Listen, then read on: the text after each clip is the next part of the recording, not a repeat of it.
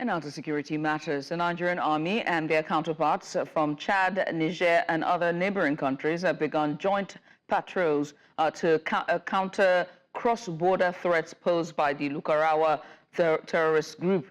The collaborative effort aims to restrict the group's movement as it has been linked to serious criminal activities in northern Nigeria and surrounding regions. This comes as the Sokoto State Government voiced frustration over the challenge of containing the group due to Nigeria's porous borders.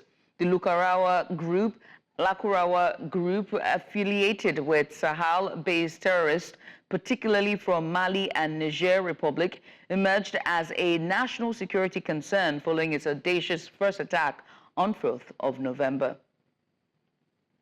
Joining us to discuss this is security expert and executive director, Elixir Trust Foundation, Emmanuel Ikule. Emmanuel, thank you for joining us. We appreciate you for doing this. I mean, let's just talk about, what are the key tactics and strategies employed by this new terror group, Lakurawa, and how do they differ from previous, terrorist organizations operating in Nigeria and the surrounding regions?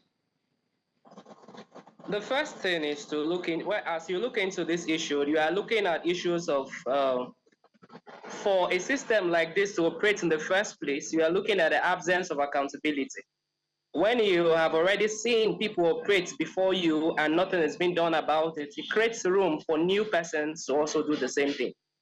So, but for them, they have tried in working together with scholars, they have tried working together with clerics, young persons, and they have also tried to expand their membership to people outside Nigeria, to neighboring states, which makes it more like a safe haven in such a situation where if they are being followed in Nigeria, they can run to a nearby state and, that can also be their new place. And to also try to ensure that they have consistent funds, they have gone to a level of even imposing tax on citizens in a sovereign nation. It's actually a shocking revelation to what they have been doing in our country, and the government needs to wake up as early as possible. I mean, away from the government, let's talk about security, security outfits, and for this is the Nigerian military. Let's start with the Nigerian military. What role do their capabilities, including air and ground forces, play in the coordinated offensive against Lakurawa, and how does this compare to past military operations against similar groups? There's something we call police, community police relationship. It's something that has been lacking in most interventions we have in the country, because first, you keep hearing things like bloody civilians. When you are not looking at partnership with the community you're policing, indirectly you have lost about 50% of the support or intel that will help and improve your service delivery. And that is something that has been lacking over the years. Military feeling on their own, they can do it.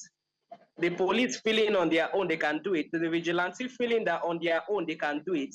No one can address all this situation all by yourself. That is why it's critical that at this time, there's need for synergy. It's not about personal glory, but what the country can achieve if these different security agencies work together. It's not about personal achievement, but what is good for the common man and what is good for the functioning of this particular nation, Nigeria. And as long before and for them to succeed, there is need for them to work together as synergy, at the same time work with the community, because the communities, to an extent, know who and who in those communities belong to this group. They also know the clerics that are also part and parcel of this group. They also have an idea on the routes and routes they are following into the country and out of the country. Possibly who is supporting them with ammunitions and who is sympathetic towards their cause as well, including those in the Nigerian military, including those in the National Assembly and those in Nigeria. So all this has to be taken into cognizance in trying to address these issues of insecurity and as it concerns Lakurawa in our country. We understand that our borders are quite porous, right? So how are Nigeria's neighboring countries, such as Chad, Niger, and the Cameroon, contributing to the regional offensive against Lakurawa. And one have to ask at this point, what are the operational challenges of coordinating a multinational effort?